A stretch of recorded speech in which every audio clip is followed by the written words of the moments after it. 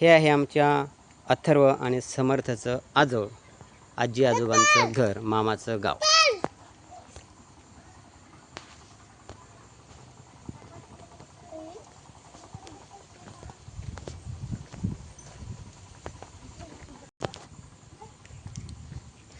हा आमचा समर्थ मामाच्या गावाला आलेला आहे. आणि शेजारीच आपण पाहतो जी कवळीची भाजी. त्यानंतर आपण शेजारी बघतो नागली, शेजारी भात शेती. ही आपण पाहू शकता कवळीची भाजी. आमचा अथर्व हा कारलीचा वेल, शेजारीच काकडीचा वेल म्हणजेच वाळकं, नागलीची शेती आणि नागलीच्या शेतीलाच लागून एक गावठी भेंडी जी खाण्यासाठी अतिशय स्वादिष्ट असते, आयुर्वेदिक असते. त्यानंतर हे आहे दोड, हा एक. त्यानंतर हे आहेत वाळकं, म्हणजेच आपल्या गावठी भाषेत वाळकं म्हणतात. मिरची,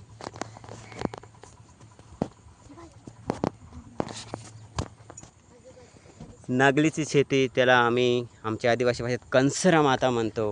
त्यानंतर ही भात शेती, शेजारीच एक अतिशय मोठा डोंगर आहे. त्या डोंगरावर दिवाळीमध्ये यात्रा भरते.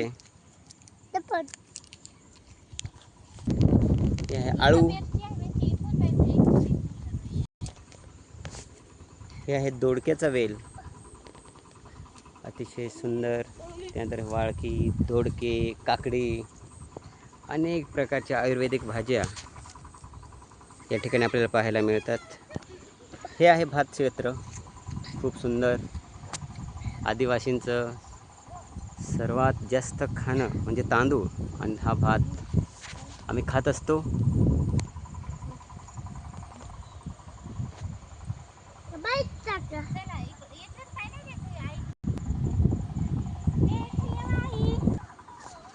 आणि हे आहे आंबाडीची भाजी. ही आमच्या अथर्व आणि समर्थीची आजी, अतिशय कष्टाळू, मेहनती काम करणारे.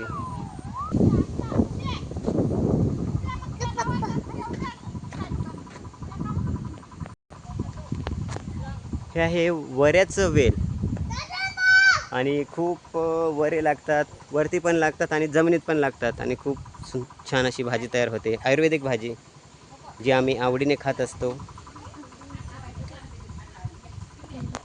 हे आहे कुहरुळचं झाड, त्याचीसुद्धा कच्ची पानं त्याची भाजी करून खात असतात, आणि खूप सुंदर अशी आयुर्वेदिक भाजी, रानभाज्या ह्या सर्व पौष्टिक आणि सुंदर असतात.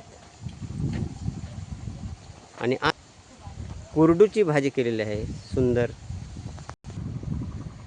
हे आळू आहे, ज्या टाकाऊ वस्तूपासून म्हणजे फुटलेल्या पाट्या आहेत, ठोकरे आहेत, त्या म्हणजे माती टाकून आळूची लागवड केलेली आहे. आणि आपल्याच आहारामध्ये आयुर्वेदिक आणि पौष्टिक रानभाज्या या ठिकाणी खायला मिळतात. खूपच सुंदर असं मला तर वाटतं प्रत्येकाने घरी केलेलं कधीही चांगलं राहील. हा सुद्धा आयुर्वेदिक चहा आहे की तो चहा बनवताना टाकलं त्याचं एक अतिशय वेगळी अशी चव त्या ठिकाणी निर्माण होते. चहा पावडर न वापरता हे चहा पत्ती वापरायची, त्याची पानं वापरायची. त्यानंतर हे आहे कारले. बघा या ठिकाणी कारले लागवड केलेली आहे, आणि त्याचा वेल जो आहे तो वेल ज्या आपले टाकाऊ किंवा जी जुनी साडी आहे त्या साडीला फाडलेला आहे, आणि त्याचं जे वेल आहे ते पांगतील, आजूबाजूला जातील, आणि सुंदर त्या ठिकाणी कारलासुद्धा लागतील असं हे तयार केलेलं आमच्या सासूबाईंनी. पुन्हा या ठिकाणी गावठी भेंडी, गावठी कारली, या ठिकाणी परत हे वाळकी म्हणजेच काकडी.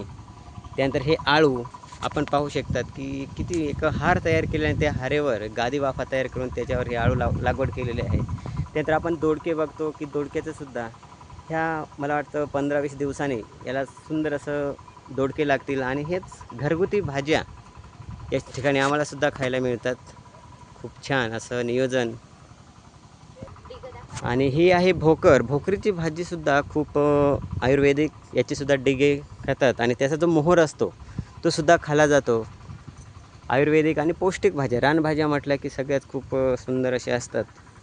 पुन्हा आपण पाहू शकतो बघा लहान लहान टाकावापासून एखादी काठी उभी करायची आणि त्याला वेल चढवायचा आणि त्याला जी भाजी लागते ती आपण आपल्या दैनंदिन आहारामध्ये त्याचा वापर करायचा. ही आहे हळद. म्हणजे जवळपास सर्व जे आपल्या घरगुती किंवा आहारामध्ये जेवणामध्ये लागणाऱ्या दैनंदिन जीवनात लागणाऱ्या ज्या वस्तू आहेत त्या घरगुती तयार केलेल्या आहेत. हे पण मला वाटतं आलं आहे, आल्यासारखं मला वाटून राहिलं. सीताफळ, केळी, पपई, लिंबू. सीताफळ, केळी हे आहेत केळी. हे सुद्धा गावठी केळी आहेत. कसल्याही प्रकारचं खत न वापरता या ठिकाणी आयुर्वेदिक केळी म्हटलं तर हरकत नाही. बिना खताचं या ठिकाणी खायला मिळतं. खाली पुन्हा या ठिकाणी कारलीचा वेल चढवलेला आहे. हे आहे सोलर. लिंबू, सीताफळ, आंबे कसल्याही प्रकारचं खत न टाकता तयार केलेला घरगुती खाण्यासाठी खूप सुंदर पेरूचं झाडसुद्धा आहे. म्हणजे सर्वच प्रकारची झाडं आपल्याला या ठिकाणी पाहायला मिळतात. आणि सुंदर असं एकदम अतिशय नयनरम्य असं ठिकाण म्हणजे सासरवाडी. ही आहे माझी पत्नी सौ प्रमिला. अशा प्रकारचं खूपच सुंदर वातावरण आणि आजचा हा रविवारचा सुट्टीचा दिवस आम्ही या ठिकाणी घालवलेला आहे. खूप छान आम्ही सर्वच, माझी पत्नी, वेदांत, समर्थ, अथर्व या सर्वांनी आजचा या सुट्टीचा आनंद पुरेपूर लुटलेला आहे. आणि मित्रांनो, हा आनंद किंवा हा दिवस पुन्हा पुन्हा नाही. आपण प्रत्येकजण प्रत्येक दिवसाचा नवीन उत्साहाने आनंद लुटायला हवा. खूपच सुंदर या ठिकाणी प्रत्येकजण निसर्गाचा आस्वाद घ्यावा अशीच विनंती. धन्यवाद. मी रामदास भोये सर. आपण सुद्धा हा व्हिडिओ पहा आणि व्हिडिओ पाहिल्यानंतर सर्वांनी लाईक करा.